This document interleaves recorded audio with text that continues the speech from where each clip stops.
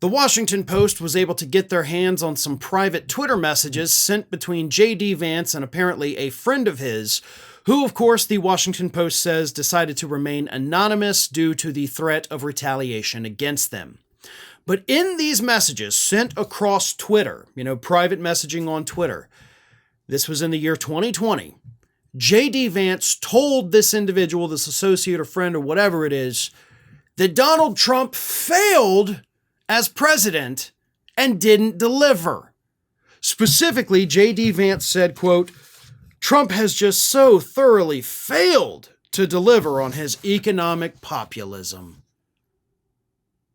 Failed to deliver on his economic populism. That is what J.D. Vance wrote in this private Twitter message in February of 2020. And there's more, right? But the big one is that during the last year of Trump's presidency, even before COVID, J.D. Vance was telling his friend, this guy failed. He then went on to say that he firmly believes that President Biden is going to win the election. And then it was just Joe Biden, but he said, quote, I think Trump will probably lose. Again, that was prior to COVID. That was in February of 2020. COVID was just starting to emerge. We didn't know if it was, going to be as bad as the media said, if it was going to be easier, what it was going to do. We had no idea that toilet paper shortages were coming or that lockdowns were going to be a thing. PPE shortages, masks, all that. We didn't know at the time.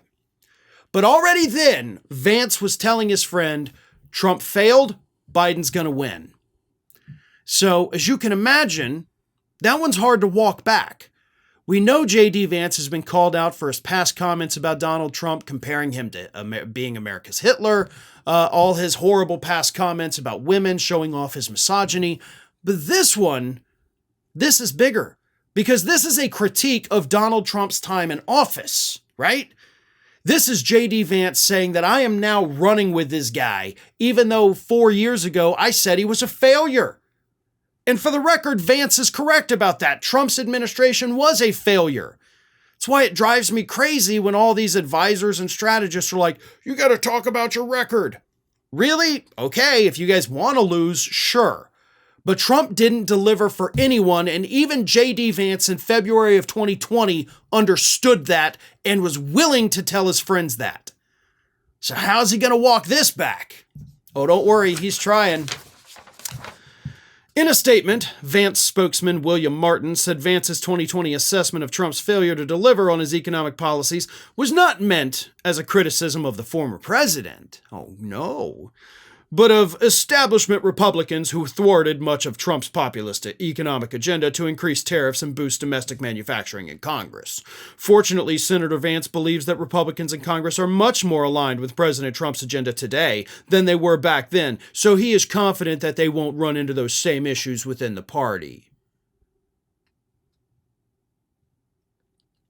So I was criticizing Trump, but I actually wasn't really criticizing Trump. I was criticizing other Republicans, even though I only said Trump failed. I didn't say the Republicans failed. I said Trump failed. But what I meant by that was that it was the Republicans. It was everybody else but him. So that's where the confusion comes from, because I said Trump, but I meant literally everybody but Trump. That's how they're walking it back. That's how they think they can get out of this mess. Like, don't worry, I handled it for you, boss. I told him you meant everybody else except for the one guy you specifically named. And Vance is like, good, sounds good to me. Of course, the Post also asked, hey, what about him saying that Biden was going to win? And they didn't respond to that part. Oh, no. They don't want to get into that. And this, of course, all goes back to the fact that Donald Trump did not vet J.D. Vance. Not that this necessarily would have shown up in there, because again, these were private messages that were only just given to the Washington Post. But still, all of the other horrible things, like maybe those should have been accounted for.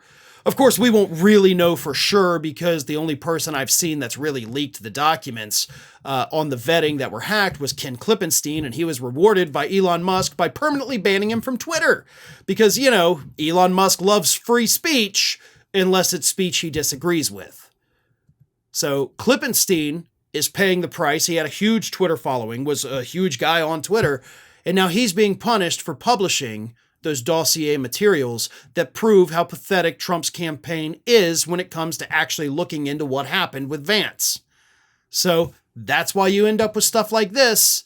The media has all those same documents too, but they're refusing to release them because they don't have the courage that King Klippenstein does. And so we'll just continue to get these slow leaks, hopefully showing us that J.D. Vance is nothing more than a cheap little hypocrite who has no idea what he even believes in. Well, folks, we have crossed that 1 million subscriber milestone, but rest assured, we are just getting started here at Ring of Fire. So if you're not already, please do subscribe to the channel and make sure to like, share, and comment on the videos.